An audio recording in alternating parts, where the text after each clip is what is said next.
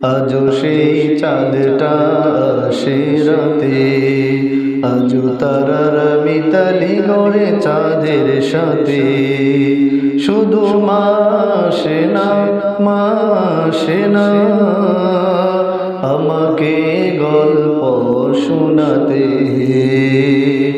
আজও সেই চাঁদটা আসে রাতে, আজও তারার মিতালি গড়ে চাঁদের সাথে। শুধু মাসে না মাসে না আমাকে গল্প শোনাতে।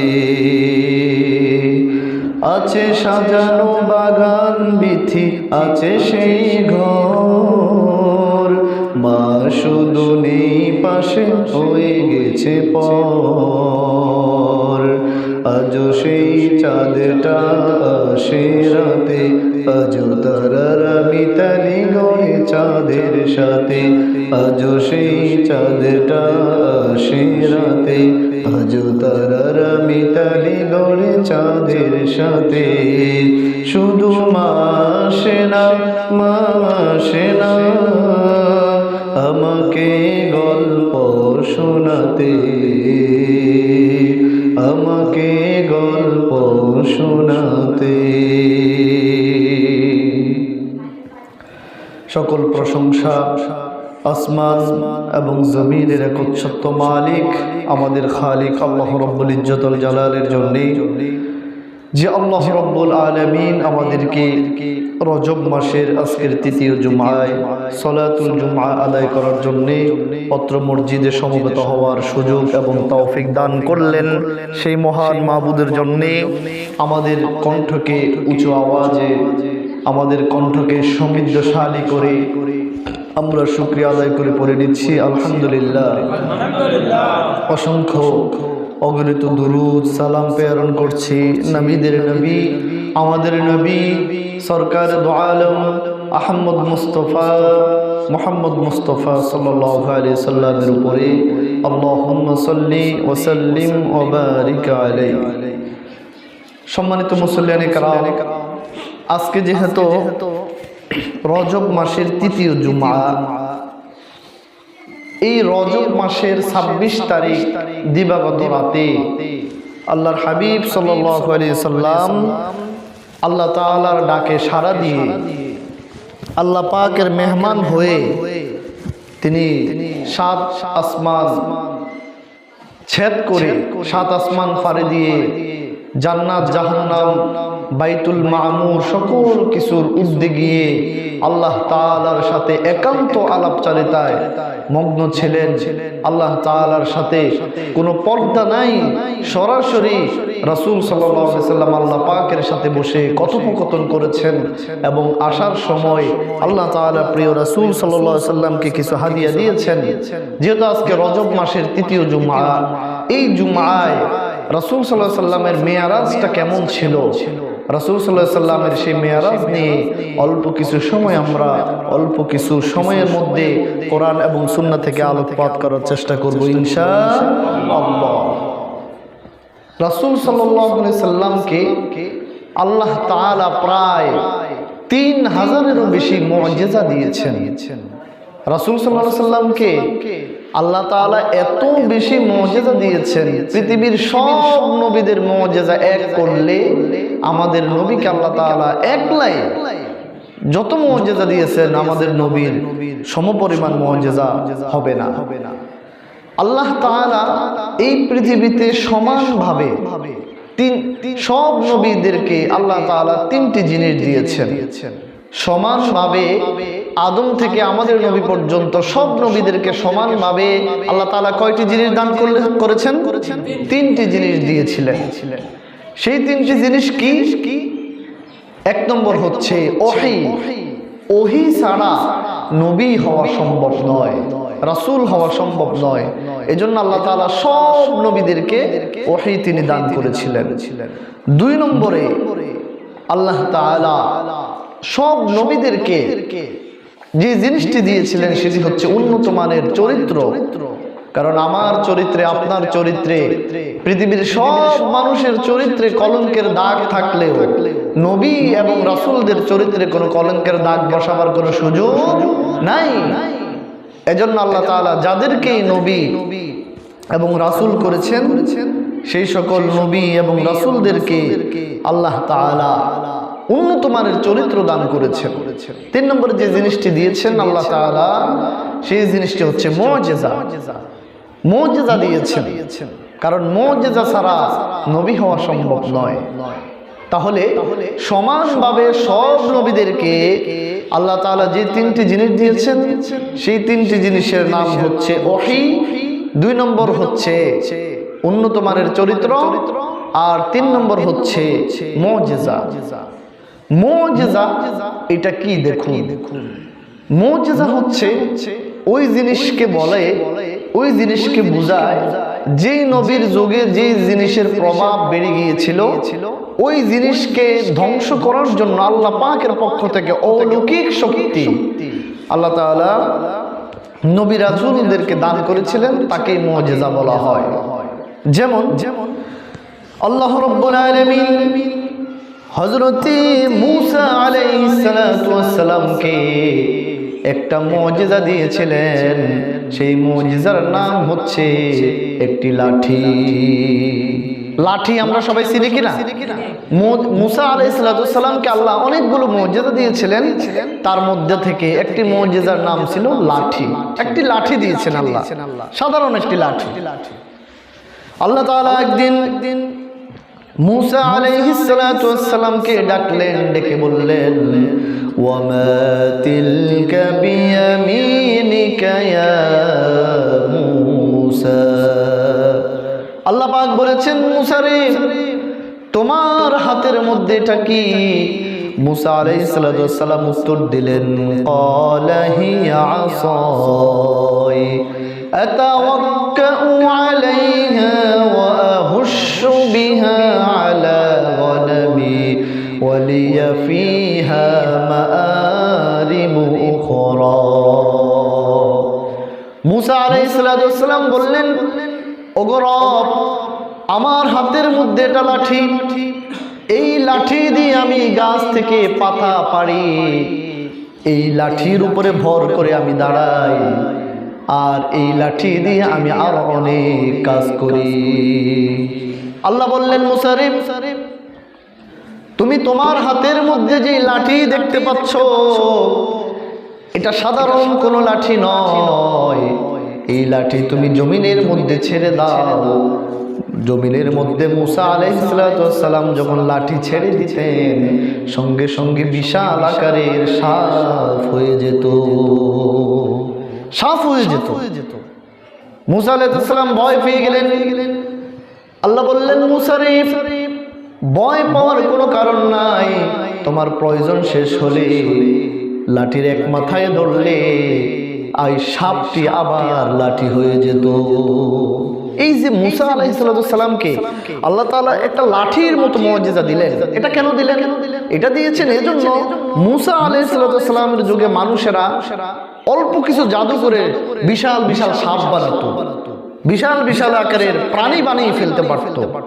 তো ওই মুজিজাগুলোকে, ওই জাদুগুলোকে ধ্বংস করার জন্য আল্লাহ তাআলা মূসা আলাইহিস সালামকে এমন একটা লাঠি দিয়েছেন, এই লাঠি ফেললে মূসা আলাইহিস সালামের লাঠিটাও সাপ হয়ে যেত।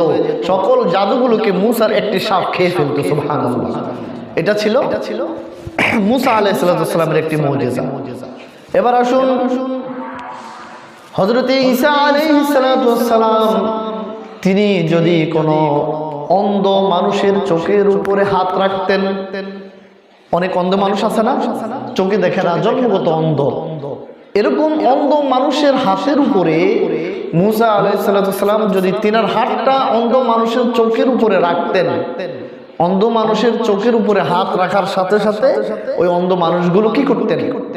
আলো ফিরে পেত, চোখে দেখতো। সুবহানাল্লাহ। এটা ছিল ঈসা আলাইহিস সালামের মুজিজা।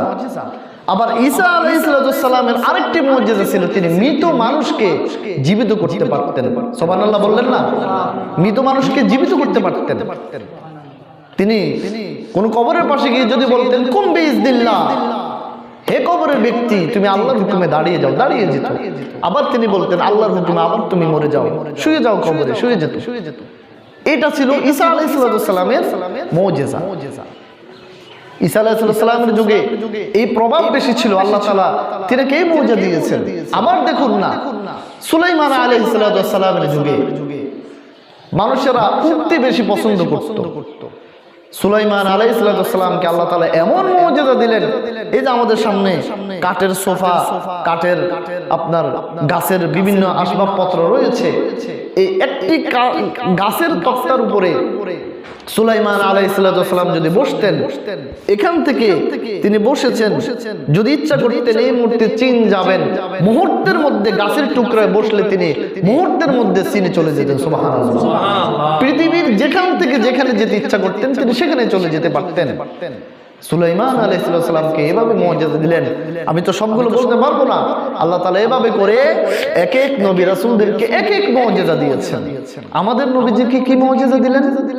আমাদের নবীর যুগে আল্লাহ তাআলা দেখলেন যে মানুষেরা সাহিত্য, কবিতা, উপন্যাস, নাটক, গল্প, গদ্য, পদ্য, বিভিন্ন রচনা, বিভিন্ন কবিতা তিনারা অল্পতেই বানিয়ে ফেলতে পারতেন, বানাতে পারতেন।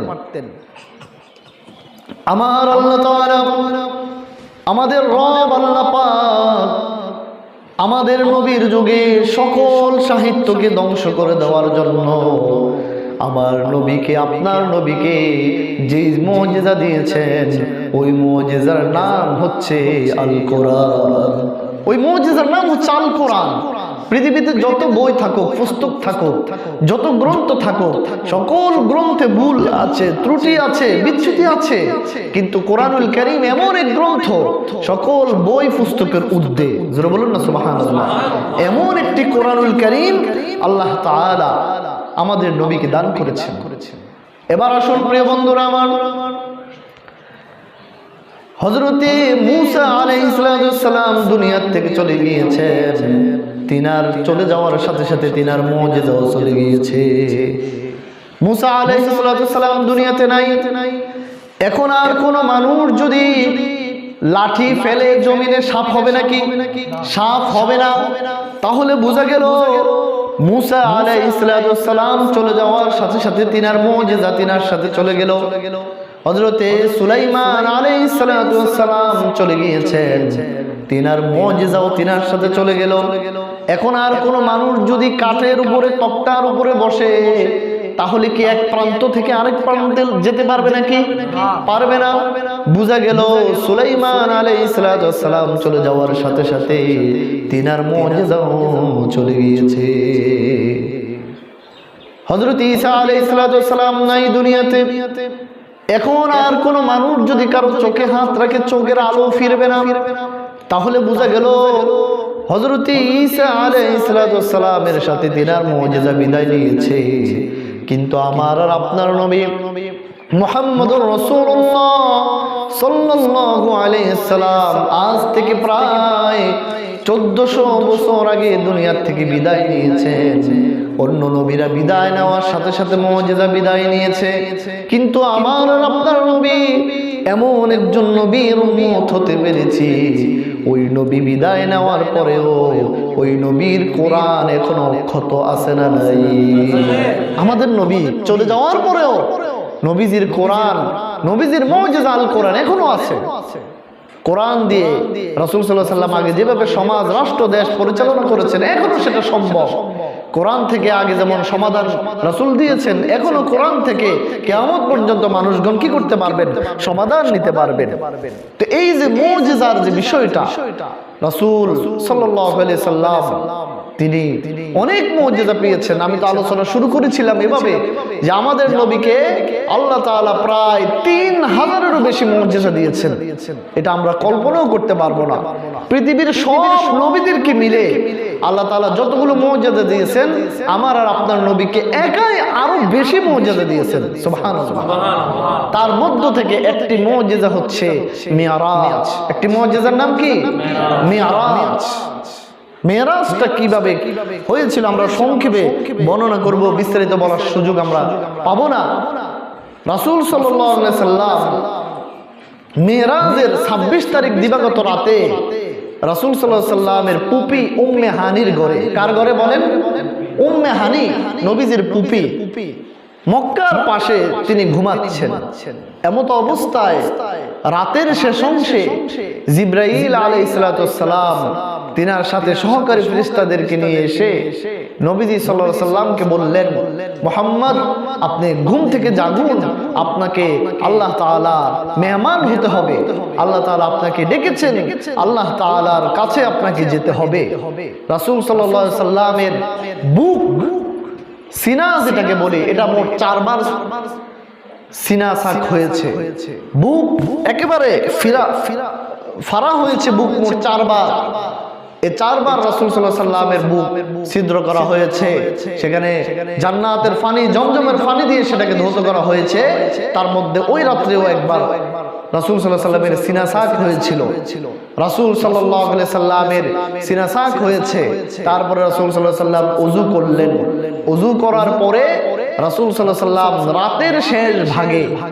রাতের শেষ ভাগে রফরফ নামক প্রাণীর উপরে রাসূল সাল্লাল্লাহু আলাইহি সাল্লাম সওয়ার হয়ে তিনি মসজিদে হারাম থেকে মসজিদে আকসায় তিনি গেলেন। আল্লাহ তাআলা বললেন, সুবহানাল্লাযী আসরা বিআবদিহি লাইলাম মিনাল মাসজিদিল হারাম।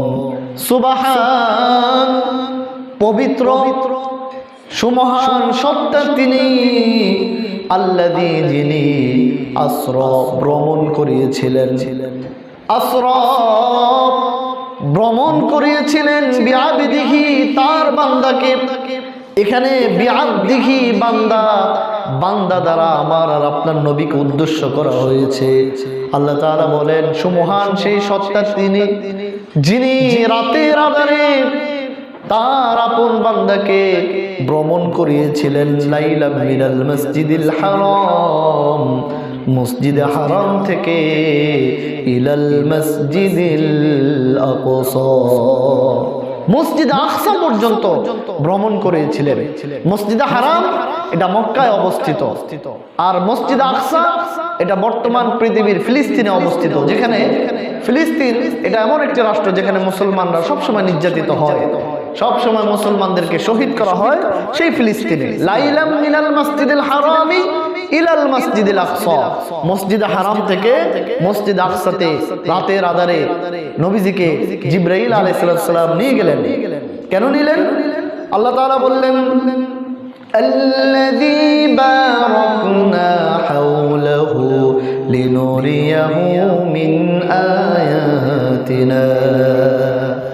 মসজিদ আকসা এমন একটি মসজিদ, পৃথিবীর প্রথম মসজিদ। এই মসজিদে আদম থেকে ঈসা আলাইহিস সালাম পর্যন্ত যত নবী রাসূল এসেছেন, সব নবী রাসূলদেরকে জমা করলেন কে? সেখানে আল্লাহ। জমা করেছেন কে? আল্লাহ তাআলা সব নবী রাসূলদেরকে জমা করেছেন। জমা করার পরে আল্লাহ তাআলা এবার আমাদের নবীকে হাজির করাবেন সেখানে। সব নবীরা সেখানে জমা হয়ে, আপনারা যেমন নামাজ পড়ার জন্য কাতার বন্দী হয়ে বসেছেন না, এরকম সব নবীরা কাতার বন্দী হয়ে বসেছেন। আর সব নবীদেরকে আল্লাহ তাআলা জানালেন যে তোমরা যে যেখানে থাকো না কেন, অতি দ্রুত তোমরা মসজিদে হারামে, মসজিদে আকসায় উপস্থিত হও। সেখানে তোমাদেরকে 2 রাকাত নামাজ পড়তে হবে। জোরে বলেন, কয় রাকাত নামাজ? 2 রাকাত নামাজ তোমাদেরকে আদায় করতে হবে জামাতের সাথে। তো সব নবী রাসূলরা সেখানে সারিবদ্ধভাবে কাতারবদ্ধ হয়ে বসে আছেন, অপেক্ষায় আছেন যে আজকে কে নামাজের ইমামতি করবে। তখন আদম আলাইহিস সালাম তিনি মনে মনে চিন্তা করলেন, যে আদম আমি, পৃথিবীর প্রথম মানুষ আমি, আমি যেহেতু পৃথিবীতে এসেছি আমার থেকে তো সবাই সন্তান। কি বলেন, আমরা সবাই আদমের সন্তান না? সবাই আমরা আদমের সন্তান। হয়তোবা আমরা বাংলাদেশি মুসলমান, ইন্ডিয়ার মুসলমানরা তারা ইন্ডিয়ার, কিন্তু আমাদের গোড়া তালাশ করতে করতে আমরা যখন আদম পর্যন্ত যাব তখন আমরা সবাই কোনো না কোনো ভাবে আত্মীয়, কোনো না কোনো ভাবে কি আত্মীয়। কিন্তু আমাদের মধ্যে তো অনেক ফাটল, আমরা তো সবাই এক আদমের সন্তান। তো আদম মনে মনে ভাবলেন যে আমি মনে হয় ইমামতিটা আজকে করতে পারবো। ইব্রাহিম আলাইহিস সালাম ভাবলেন পৃথিবীর আধার থেকে আলোর পথে আমি নিয়ে এসেছি, আমাকে মুসলিম জাহানের পিতা বলা হয়, আমি মনে হয় ইমামতি করবো। এভাবে মুসা আলাইহিস সালাম ভাবলেন আমি তো আল্লাহর সাথে সরাসরি কথা বলেছি, আমি মনে হয় ইমামতি করব। এভাবে করে নবীরা একের পর এক অপেক্ষা করছেন। তখন মুহাম্মদ রাসূলুল্লাহ সাল্লাল্লাহু আলাইহি ওয়াসাল্লাম সেখানে হাজির হলেন। জিবরাইল আলাইহিস সালাম ডেকে বললেন, ওগো নবী, আপনি কার জন্য অপেক্ষা করছেন? আপনার জন্য তো এতক্ষণ সবাই অপেক্ষা করেছে। আপনাকে আল্লাহ তাআলা এখানে 1 লক্ষ কিংবা 2,24,000 নবী রাসূলদেরকে প্রমাণ করে 2 রাকাত নামাজের ইমামতি আপনাকে করিয়ে সকল নবীদের, সকল রাসূলদের নেতা আর সর্দার আপনাকে বানাতে চায়। সব নবী রাসূলদের সর্দার নেতা আপনি হবেন, এই জন্য সব নবী রাসূলদেরকে আল্লাহ পাক এখানে জমা করলেন। আর কারো জন্য অপেক্ষা করার প্রয়োজন নাই। যায় নামাজে যান, একামত আমি দিচ্ছি, আপনি সব নবী রাসূলদেরকে পিছনে রেখে 2 রাকাত নামাজের ইমামতি আপনি আজকে করবেন। সুবহানাল্লাহ। আমাদের নবী সেখানে সব নবী রাসূলদেরকে জমা করে সবাইকে পেছনে রেখে 2 রাকাত নামাজ নবীজি জামাতে তিনি পড়িয়ে তিনি আরেকটি লকব তিনি অর্জন করলেন যে সাইয়্যিদুল মুরসালিন, সব নবী এবং রাসূলদের নেতা হলেন। সুবহানাল্লাহ। সেখান থেকে নামাজ শেষ করলেন। নামাজ শেষ করার পরে এবার এমন একটি স্পেশাল যানবাহন আল্লাহ তাআলা পাঠালেন।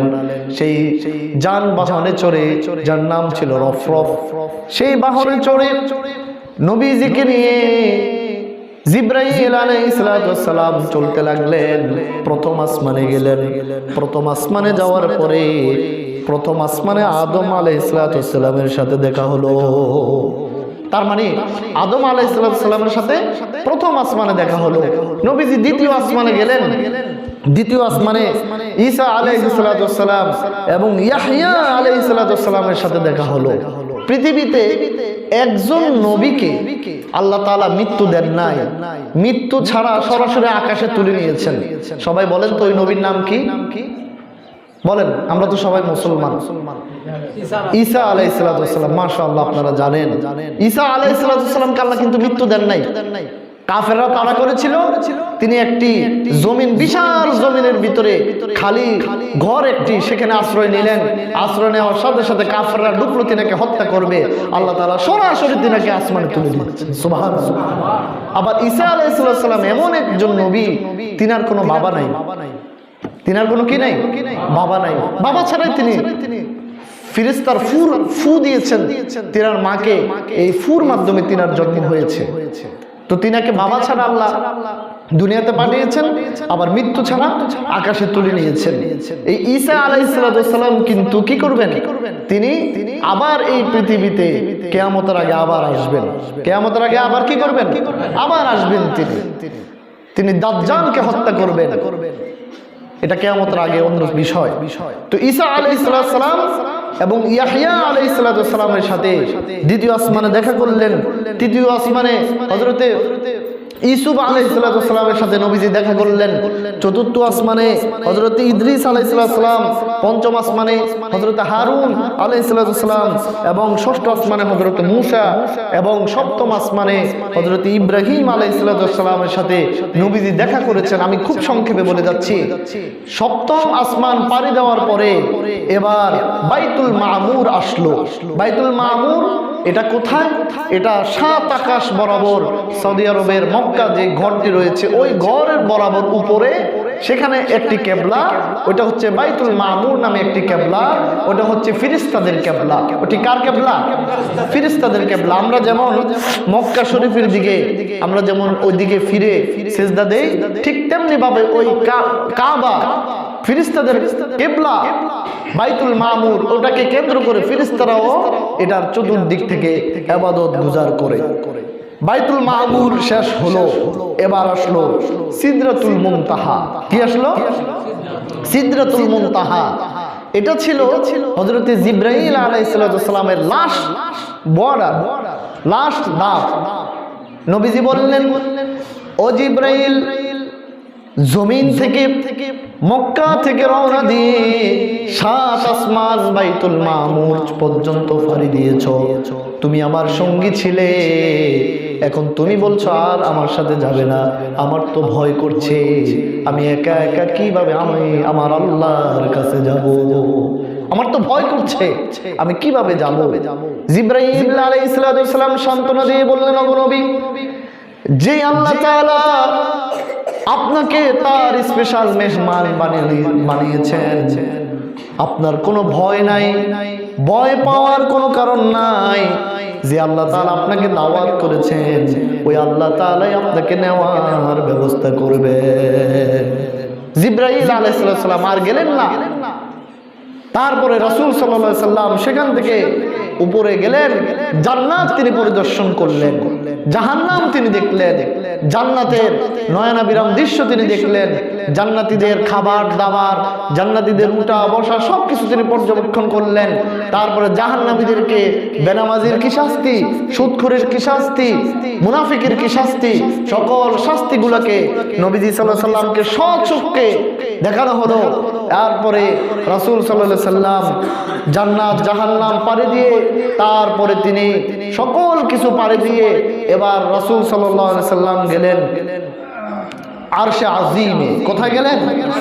আরশে আজিমে গেলেন। আরশে আজিমে গিয়ে সরাসরি আল্লাহ পাকের সাথে কথা বলেছেন। এখানে স্কলারগণ অনেকে অনেক মত দিয়েছেন, তবে আহলে সুন্নাহ ওয়াল জামাতের স্কলারদের ইমামদের মতামত হচ্ছে আল্লাহ এবং তার রাসূল সাল্লাল্লাহু আলাইহি সাল্লাম সরাসরি কথা বলেছেন, মাঝখানে কোনো পর্দা ছিল না।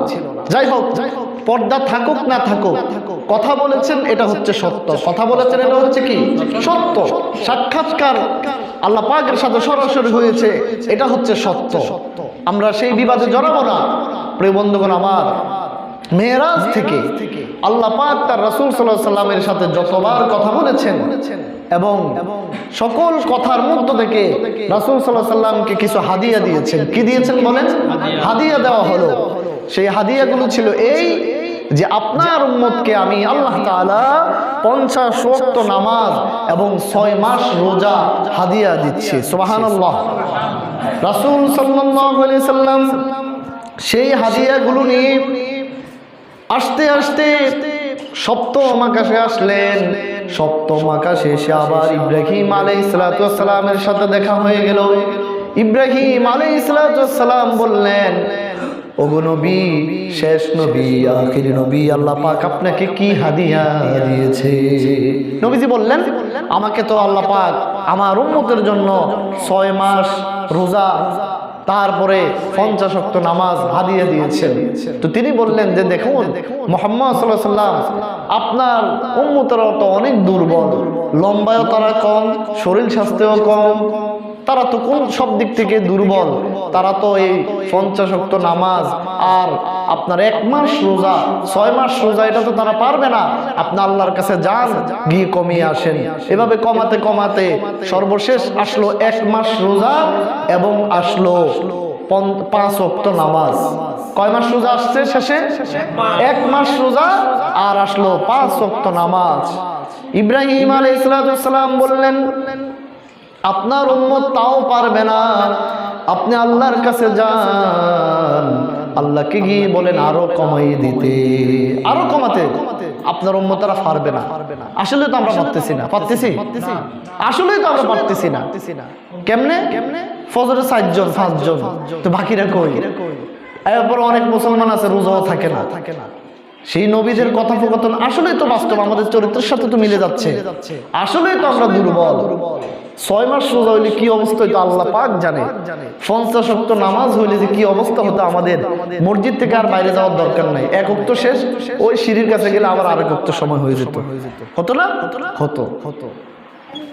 মুহাম্মদ রাসূলুল্লাহ সাল্লাল্লাহু আলাইহি সাল্লাম বললেন, ওগো নবী, আমি আর পারবো না।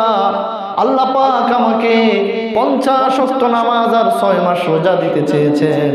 আপনার অনুরোধে কমাতে কমাতে আল্লাহ পাক 5 ওয়াক্ত নামাজ দিয়ে এসেছেন আর 1 মাস রোজা দিয়েছেন। আমি আর আমার আল্লাহর কাছে যাব না।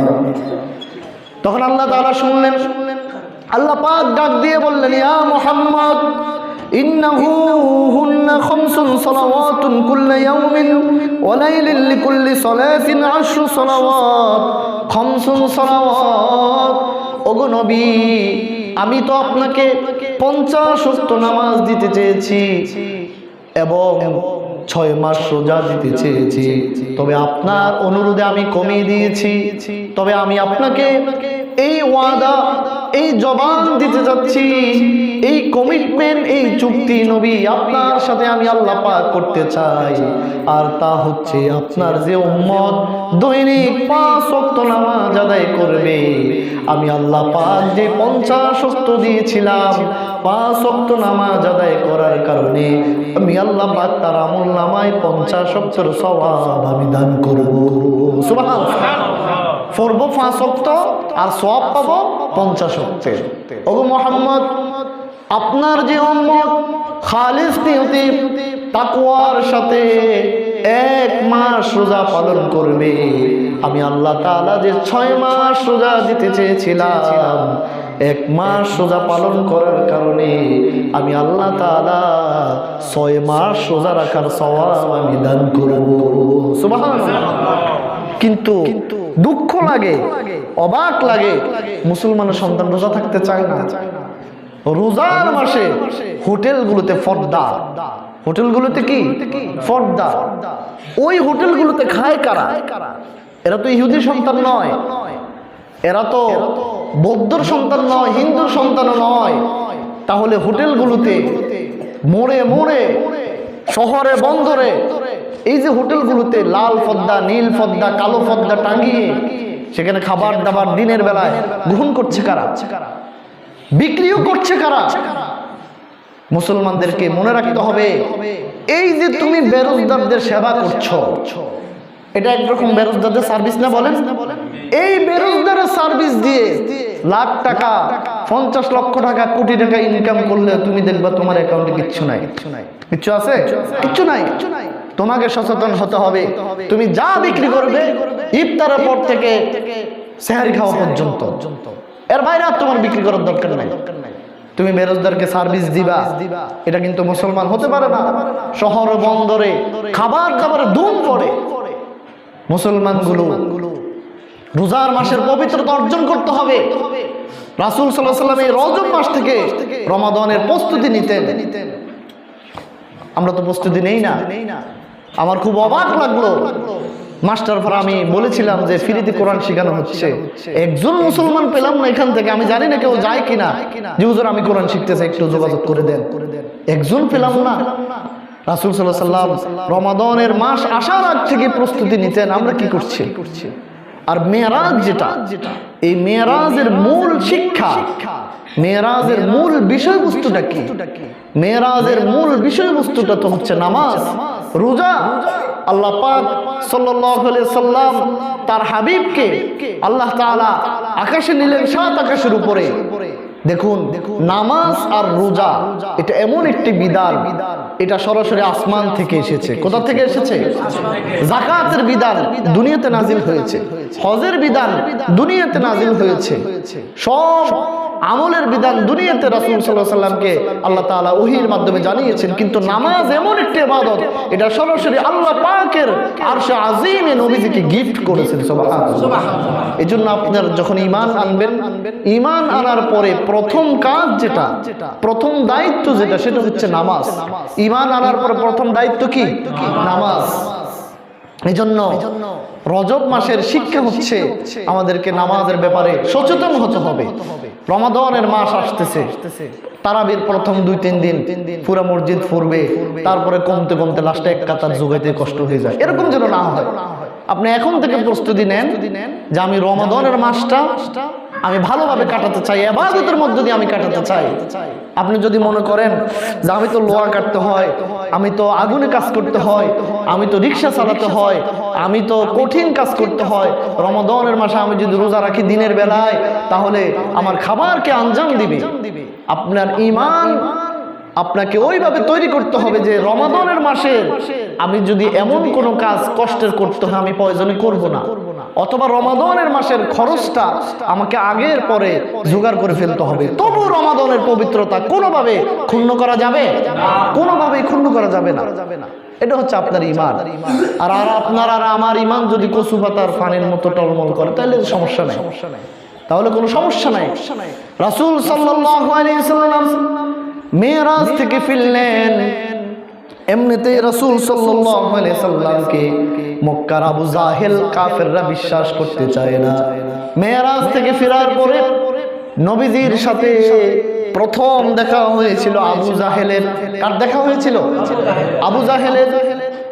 রাসূল সাল্লাল্লাহু আলাইহি সাল্লাম আবু জাহেলকে ডেকে বললেন, আবু জাহেল, আল্লাহ তাআলা গত রাত্রিতে আমাকে আরশে আজিমে নিয়ে গিয়ে 5 ওয়াক্ত নামাজ আর 1 মাস রোজা আল্লাহ পাক আমাকে হাদিয়া দিয়েছেন। আবু জাহেল হাসতেছে। কেন হাসতেছে? এমনি তো নবীজিকে অপমান করে, বিশ্বাস করে না, অমর্যাদা করে। এখন অমর্যাদার মাত্রা আরো বেড়ে গেল। বাড়তে বাড়তে রাসূল সাল্লাল্লাহু আলাইহি সাল্লামের বিরুদ্ধে কুরুচিপূর্ণ বক্তব্য কুৎসা রচনা করতে করতে কার কাছে কথাগুলো বলা যায় খুঁজতে খুঁজতে আবু বকরকে পেল।